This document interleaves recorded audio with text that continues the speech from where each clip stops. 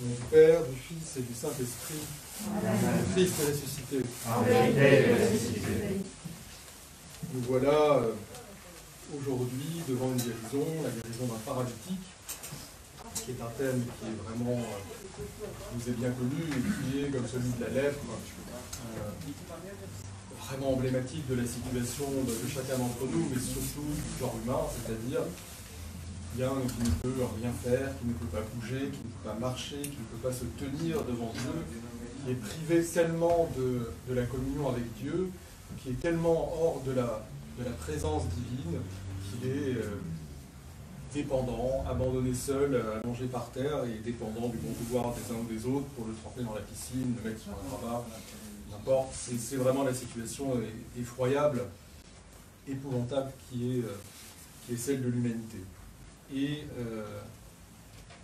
aujourd'hui, on voit et on entend surtout quelque chose d'absolument sublime, chanté dans la postiche tout à l'heure, le Christ Dieu ressuscité qui dit la chose suivante à l'homme qui est là, désespéré au bord de sa piscine, dans un sentiment de solitude et d'abandon total, depuis 38 années, et qui dit la chose suivante, tu dis que tu n'as personne, mais c'est pour toi que je me suis incarné, c'est pour toi que j'ai pris chair et que je suis devenu homme, c'est pour te sauver, pour te guérir. C'est absolument incroyable. Ça, c'est voilà, l'enseignement peut-être le plus prégnant d'aujourd'hui, c'est que le Dieu de toutes choses, qui a tout créé, qui ressuscite, eh bien, il a cette conscience, il a cet amour, cette miséricorde qui est pour chacun d'entre nous, pour toute l'humanité, mais pour chacun d'entre nous. Il s'incarne pour quelqu'un. Pour ce paralytique, dont on ne connaît pas le prénom, pour n'importe qui, ici, il est capable de venir par lui-même et le sauver. Pour autant, il y a un sens très très particulier à ce que ce récit, qui est pas une parabole, qui est un récit historique, qui a vraiment eu lieu, soit proclamé aujourd'hui. Nous sommes quasiment, à quelques jours, nous sommes à la mi-Pentecôte, c'est-à-dire pratiquement comme le Christ qui monte à Jérusalem au milieu d'une fête. Alors, ce n'est pas la même, c'était Soukhot, je crois, mais c'est exactement ça. Nous avons les dimanches précédents, 3 dimanches précédents, vraiment commémorer et essayer de nous initier à la résurrection du Christ et à toutes ses conséquences. Nous savons que les dimanches qui vont venir vont nous préparer à la venue de l'Esprit Saint, la Samaritaine, l'aveugle-né, et ce dimanche-là est un peu bien complètement entre les deux, il y a cet équilibre, il y a cette point de jonction. Nous avons d'un côté la résurrection et de l'autre la venue, l'effusion de l'Esprit Saint. Et c'est totalement théologique. Nous avons là vraiment la figure du Père avec ses 2 bras, d'une part le Fils qui sauve le genre humain, qui apporte le salut et qui le ressuscite, la résurrection, ce que nous venons de voir, et de l'autre main, l'Esprit Saint qui déifie et qui donne l'attention personnelle à chacun, comme le Christ qui vient s'incarner pour chacun d'entre nous. Donc, nous avons ces 2 mains-là, c'est saint Irénée qui emploie beaucoup cette image-là, et nous sommes à cette jonction trinitaire. Et qu'est-ce qui nous dit que nous commençons à parler de l'Esprit Saint, parce que ce n'est pas forcément évident? Eh bien, le mystère qu'il annonce, ce qui est utilisé comme vecteur, comme symbole, comme matière, souvent support à l'Esprit Saint, eh bien, c'est l'eau. Saint Grégoire Palamas, qui a beaucoup commenté les différentes péricopes sur les paralytiques, nous dit que la manifestation de l'Esprit Saint, les signes annonciateurs de l'Esprit Saint, c'est l'eau et le feu. Et là, nous avons cette piscine qui est là. Et si on pousse un peu plus loin, c'est très intéressant parce que l'eau dans la piscine, c'est une eau stagnante, en fait, qui n'est pas alimentée par des canaux, c'est pas Versailles, mais des canaux dans tous les sens qui viennent alimenter, donc c'est une eau stagnante, donc c'est pas tellement emblématique peut-être de quelque chose lié à l'Esprit Saint, contrairement à ce qu'on va entendre bientôt, l'eau vive qui sort du sein du Christ, et l'Esprit Saint, pas tout ça, ou les eaux tilleuées, non, là, ça paraît stagnant. Mais c'est là que le récit est intéressant, parce que le lieu, cette porte cette piscine des brebis, cet endroit, est un lieu de guérison, parce que, on dit, un ange vient, descend dans l'eau ou agite l'eau, et évidemment ça confère un pouvoir de guérison. C'est intéressant parce que c'est quand même plusieurs dimanches que, mine de rien, on nous indique, on nous initie à la réalité angélique, au travail angélique. Hein. On a l'ange qui est assis au bord de la pierre roulée du tombeau, on a l'ange qui répand la force de guérison et la grâce dans l'eau. Donc c'est assez intéressant. Bon, on ne va pas pouvoir en parler plus que cela, mais du coup, l'eau, elle devient bouillonnante. Ce qu'on nous dit, alors bouillonnante, soit elle est très chaude et elle bouillonne, donc on est dans l'emblématique feu et eau, soit c'est effectivement l'eau qui crée des bulles, et c'est de l'eau qui devient vive, puisque l'oxygène arrive, et c'est l'emblème, on n'asphyxie plus dedans, c'est l'eau qui régénère, donc on est dans l'Esprit Saint. Donc on a cette annonce-là de l'Esprit Saint par cette piscine et cet emblème de l'eau. Il y a la méthode qui est quand même, je ne me lasserai pas de le souligner, du Christ pour donner la guérison, puisque comme nous l'avons chanté, il vient là pour ça, pose une question qui peut nous paraître vraiment déplacée, ridicule, hors de propos. Ça fait 38 ans qu'il attend, le pauvre homme, qu'à chaque fois quelqu'un lui passe sous le nez, qu'il est désespéré, qu'il est seul, et le Christ va lui demander « Est-ce que tu veux être guéri ?» On sent bien que sa réponse est oui, qu'il est complètement avide de guérison et désespéré. Mais voilà, ça c'est pas du tout une phrase prononce en vain. Le Christ, il le sait bien qu'il veut être guéri. Mais il veut toujours nous manifester que derrière la guérison, il y a quelque chose de beaucoup plus important. D'abord, il manifeste la synergie. Le Christ apporte toute guérison, mais ne guérira pas l'homme s'il ne le veut pas. Donc l'homme doit affirmer son accord, dire le oui. À l'image de la Mère de Dieu, c'est le oui de l'homme qui permet à Dieu de lui donner la guérison. Donc cette synergie, elle souligne la liberté de l'homme d'accepter cela. Derrière l'acceptation de la guérison, il y a bien plus, c'est-à-dire que ce n'est pas juste je suis guéri et puis les choses reprennent leur train. On sent qu'il y a un poids à l'acte que le Christ veut donner. Et sur le moment, il va lui donner la guérison, non pas par le pouvoir de l'esprit qui agiterait l'eau, non pas par le pouvoir angélique dans la piscine. Il n'y a pas besoin, il reçoit la guérison bien plus complètement que s'il avait été trempé dans la piscine, ou même par le Christ lui-même. Par le simple verbe du Christ, parce qu'il est Dieu, parce qu'il est toute résurrection et toute guérison. Voilà, lève-toi, prends ton grabat et marche, la guérison, elle est acquise. Mais l'enseignement, il sera donné plus tard, dans le temple, où il lui dira « va et ne pêche plus ». Enfin, j'ai peur que ça arrive pire. Va et ne pêche plus. Il y a ce lien entre la responsabilité et la guérison.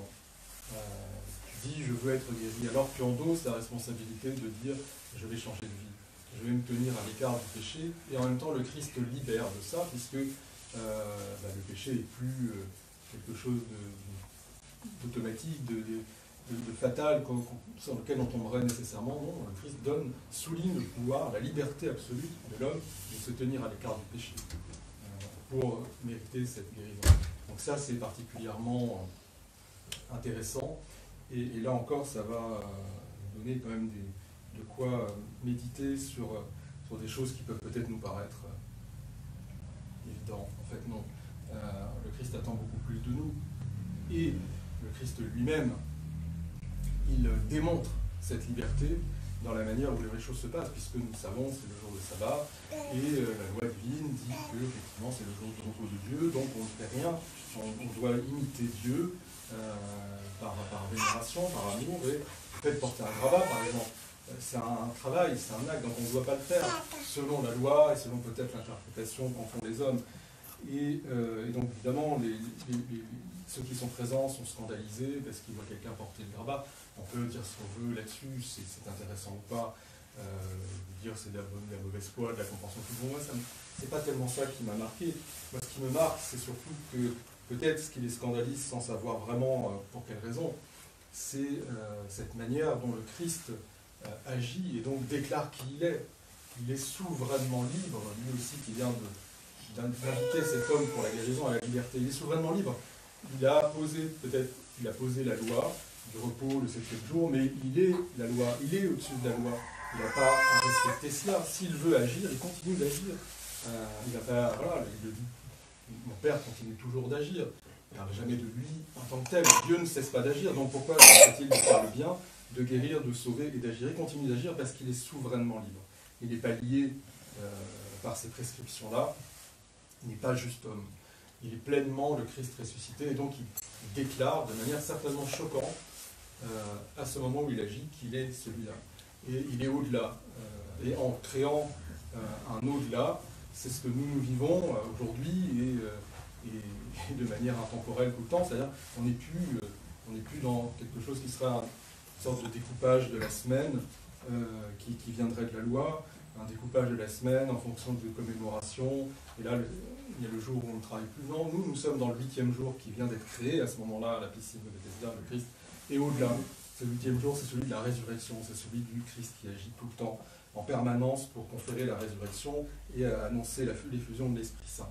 C'est ce jour de la résurrection qui est un dimanche permanent dans lequel nous vivons, qui est certainement incompréhensible déjà pour nous, mais encore plus pour les autres, comme ceux qui se trouvent agités à la piscine de la porte des brebis en se disant qu'est-ce qui se passe? Qui est celui-là qui se permet d'avoir cette souveraineté, cette liberté et d'exploser tous nos cadres habituels? Ça aussi, c'est quelque chose de particulièrement extraordinaire.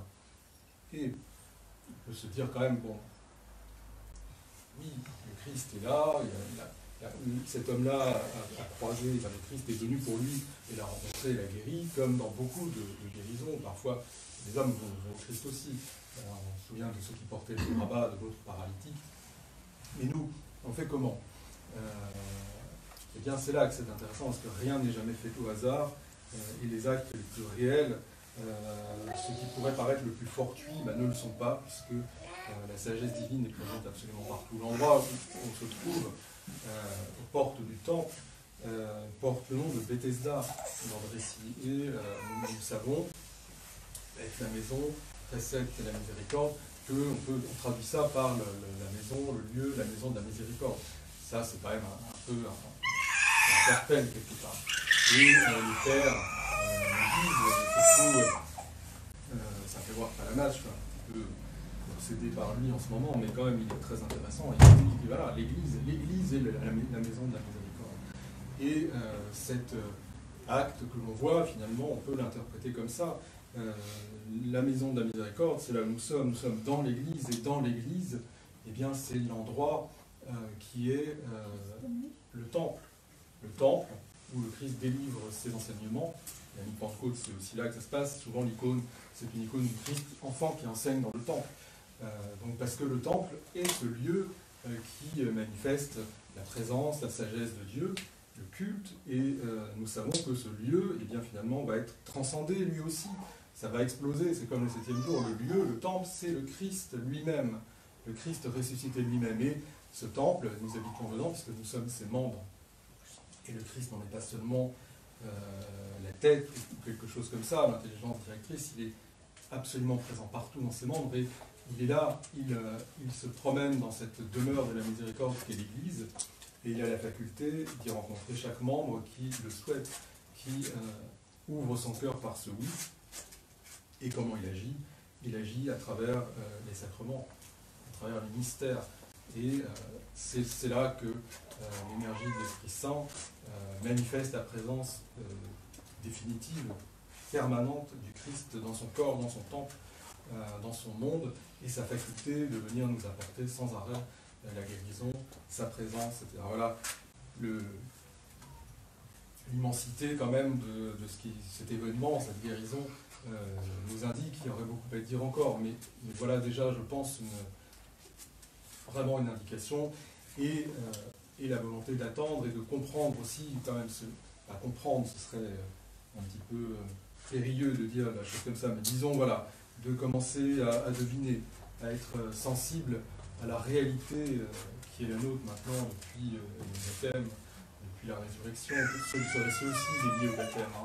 38 ans qu'il attend, 38, on arrive sur la fin de la quarantaine, il a la volonté d'être immergé, mais finalement c'est le Verbe lui-même qui le sauve. Il y a tout ça. Bon, nous savons, il y a cette initiation en fait au mystère trinitaire. Voilà, notre réalité, notre vie, c'est le Père, le Fils et le Saint-Esprit, et nous commençons à voir comment ils agissent et comment ils agissent en nous, et nous nous initions à la force, au pouvoir de la résurrection du Fils, comment le Père, à travers le Fils, va envoyer l'Esprit Saint sur nous. Que notre Dieu soit honneur et gloire pour les siècles des siècles. Amen.